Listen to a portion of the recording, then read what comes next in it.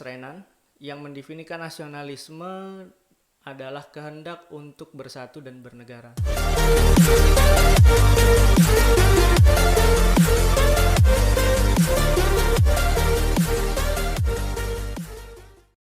Assalamualaikum warahmatullahi wabarakatuh. Salam sejahtera.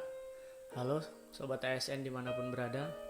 Kembali lagi bersama saya Rian Beni Sukmara, peserta Latsar CPNS tahun 2020 Puslatbang KDOD Kota Samarinda.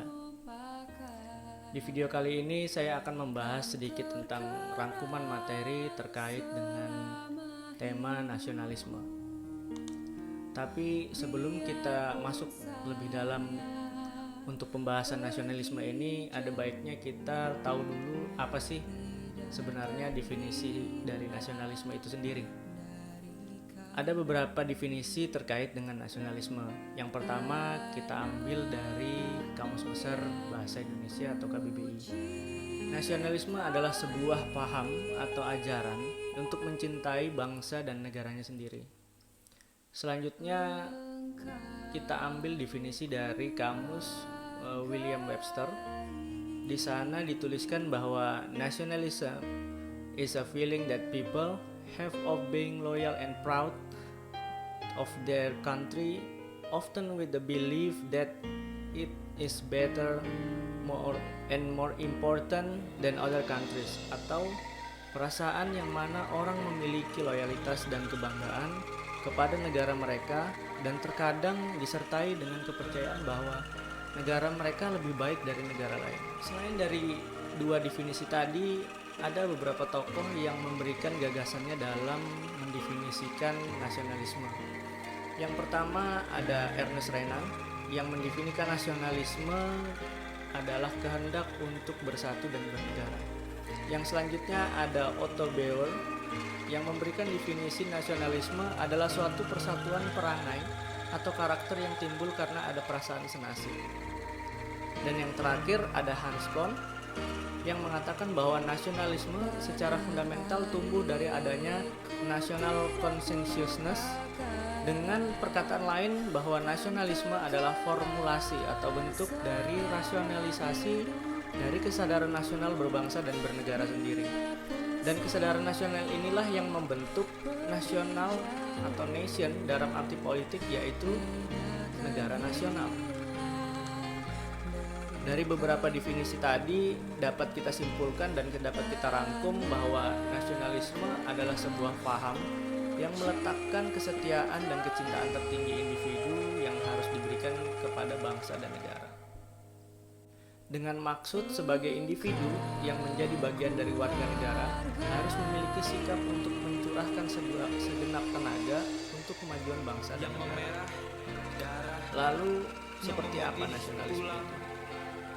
Apakah nasionalisme itu cukup dengan teriakan NKRI harga mati atau menggunakan atribut-atribut yang berbau Indonesia, atau malah hanya sebatas postingan-postingan di medsos setiap tanggal 17 Agustus yang terkesan menjadi salah satu solusi agar terlihat nasionalis? Jelas jawabannya adalah tidak seperti itu. Hal di atas hanya bagian kecil dari rasa atau sikap nasionalisme, di mana prinsip-prinsip nasionalisme itu harus diimplementasikan dalam kehidupan sehari-hari atau kehidupan yang kita jalani seperti biasa. Lalu, apa saja prinsip-prinsip nasionalisme bagi bangsa Indonesia? Yang pertama, prinsip-prinsip nasionalisme itu berangkat dari nilai-nilai dasar Pancasila sehingga disebut dengan nasionalisme Pancasila. Itulah prinsip nasionalisme yang kita anut di Indonesia. Nah, nasionalisme Pancasila sendiri itu apa? Yaitu adalah pandangan atau paham kecintaan manusia Indonesia terhadap bangsa dan tanah airnya yang didasarkan pada nilai-nilai Pancasila. Dan nilai-nilai Pancasila itu tercermin dari sila-sila di dalamnya. Yang pertama ada ketuhanan yang Maha Esa, yang kedua ada kemanusiaan yang adil dan beradab, yang ketiga ada persatuan Indonesia, yang keempat ada kerakyatan yang dipimpin oleh hikmat kebijaksanaan dalam permusyawaratan perwakilan, dan yang terakhir ada keadilan sosial bagi seluruh rakyat Indonesia. Selanjutnya kita masuk ke dalam penjelasan terkait prinsip-prinsip Pancasila dalam implementasi nasionalisme. Yang pertama ada sila ketuhanan yang Maha Esa. Indonesia kita tahu memiliki latar belakang rasial yang berbeda-beda, termasuk agama. Oleh karena itu, dahulu para pendiri-pendiri bangsa tidak ingin Indonesia menjadi negara yang berbasiskan pada agama atau salah satu agama.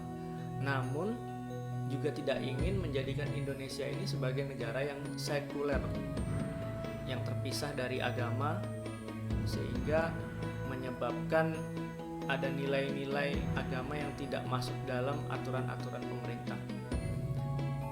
Bangsa ini menjamin dan memberikan ruang yang sebesar-besarnya kepada seluruh agama untuk dapat berkembang bebas dan dianut oleh warga negara di Indonesia itu sendiri. Dan negara di sini mengambil intisari dari kebaikan-kebaikan dari semua agama sebagai tata moral dan aturan dalam berbangsa dan bernegara. Dan hal itu bisa diwujudkan dalam undang-undang ataupun peraturan. Selanjutnya, Pancasila juga ditempatkan dalam porsi yang proporsional, bukan sebagai agama. Yang kedua adalah prinsip dari kemanusiaan, yang mana kemerdekaan adalah hak segala bangsa, sehingga nilai-nilai kemanusiaan harus dikedepankan. Pancasila merupakan pedoman untuk memuliakan bangsa Indonesia atau memuliakan manusia secara umum, menjalankan fungsi negara untuk melindungi segenap rakyat yang ada di dalam negara tersebut. Lalu, sebagai bagian dari masyarakat dunia, Indonesia juga berperan untuk turut serta menjaga perdamaian dunia dan melawan ketidakadilan. Yang terakhir, dengan prinsip kemanusiaan, maka nasionalisme itu bersifat universal, bukan bersifat nasionalisme yang sempit, yang hanya mengagung-agungkan negaranya sendiri dan menindas bangsa. Yang ketiga ada persatuan Indonesia. Kita harus sadar bahwa bangsa ini dibangun bukan atas persamaan suku, persamaan budaya, ras, atau golongan, melainkan atas persamaan cita-cita untuk menjadi bangsa yang merdeka. Oleh karena itu, toleransi menjadi hal penting dan wajib untuk dikedepankan demi menjamin dan mempertahankan persatuan bangsa. Yang keempat ada prinsip demokrasi, yang mana kita tahu Indonesia menganut sistem demokrasi, tapi bukan demokrasi yang didikte dari suara mayoritas, namun berasal dari suara konsensus atau kesepakatan bersama. Demokrasi dilakukan untuk mencapai mufakat dengan mengedepankan proses-proses musyawarah dalam menyelesaikan berbagai permasalahan. Yang kelima, ada prinsip keadilan dan kesejahteraan. Prinsip keadilan merupakan hal utama dalam menjamin kesejahteraan seluruh warga Indonesia. Pemerataan pembangunan menjadi kunci atau modal awal dari kemajuan bangsa. Lalu, adanya pemerataan kesempatan bagi semua warga Indonesia untuk dapat berkembang dan memperoleh informasi. Selanjutnya, dengan sama halnya dengan kesejahteraan. Kesejahteraan diwujudkan dalam kerangka kekeluargaan, bukan individualisme ataupun kapitalisme. Lalu, bagaimana hubungan antara ASN dengan nasionalisme? Sebagai ASN, kita memiliki fungsi sebagai pelayan publik. Nah, sebagai pelayan publik, kita harus melayani masyarakat dengan baik dan adil tanpa membedakan suku, ras, golongan, atau agama apapun. Selanjutnya, ASN merupakan pemersatu bangsa. ASN harus menjadi contoh dan berperan serta dalam menjaga persatuan bangsa Indonesia. Jangan sampai ASN justru malah menjadi pemecah belah bangsa, terlebih jika hanya soal perbedaan pilihan politik. Ya, ini akan menjadi hal yang sangat konyol. Terlebih lagi ASN sangat haram hukumnya untuk bermain di politik praktis. ASN juga mengemban tanggung jawab untuk menjaga harkat dan martabat bangsa ini. Jangan sampai ASN justru malah mencoreng harkat dan martabat bangsa dengan perilaku-perilaku negatif. Misalnya terlibat tindak pidana korupsi, terlibat dalam kasus peredaran narkoba, spionase, atau tindakan-tindakan negatif lainnya yang merugikan negara kita sendiri. bagaimana cara untuk memupuk rasa nasionalisme pada masyarakat? Kalau tadi kan kita bicara di ranah ASN, lalu bagaimana jika kita ingin menumbuhkan atau memupuk rasa nasionalisme pada generasi-generasi baru seperti generasi milenial sekarang ini, atau pada generasi yang lebih muda lagi? Ada cukup banyak kegiatan-kegiatan yang bersifatnya formal, misal upacara bendera, menghormati simbol negara, atau kegiatan-kegiatan formal lainnya.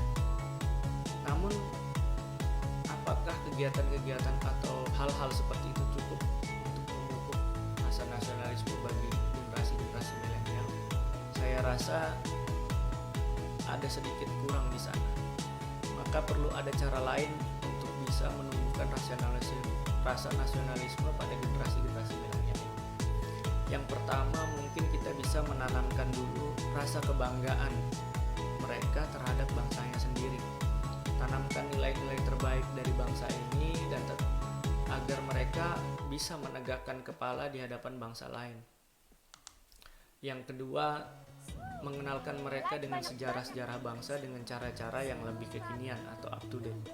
Tidak hanya sekedar dari buku, tapi bisa melalui media-media online, medsos, atau media apapun yang menggunakan misal infografis ataupun dalam bentuk artikel pendek atau podcast atau segala macam cara agar mereka bisa mengenal bangsanya. Yang ketiga, mengenalkan mereka tempat-tempat terbaik di Indonesia sehingga mereka dapat mengenal bangsa ini dengan baik dan dapat mengenalkan bangsa ini kepada bangsa lain di luar sana. Yang keempat, sebarkan informasi kebaikan tentang bangsa ini. Lawan hoax, ujaran kebencian yang beredar dengan informasi-informasi yang baik dari bangsa ini, misal prestasi dari anak bangsa atau kekayaan-kekayaan bangsa lain. Dan yang terakhir, mungkin bisa kita melakukan dalam menumbuhkan rasa nasionalisme ini dengan melakukan kampanye local pride atau kebanggaan terhadap produk-produk lokal, sehingga produk-produk lokal Indonesia itu dengan secara tidak langsung juga terangkat pasarnya, dan itu akan menumbuhkan rasa nasionalisme sedikit demi sedikit melalui kebanggaan mereka menggunakan produk-produk lokal. Mungkin itu dulu pembahasan saya terkait dengan nasionalisme. Semoga video ini dapat bermanfaat dan sampai jumpa di video-video selanjutnya.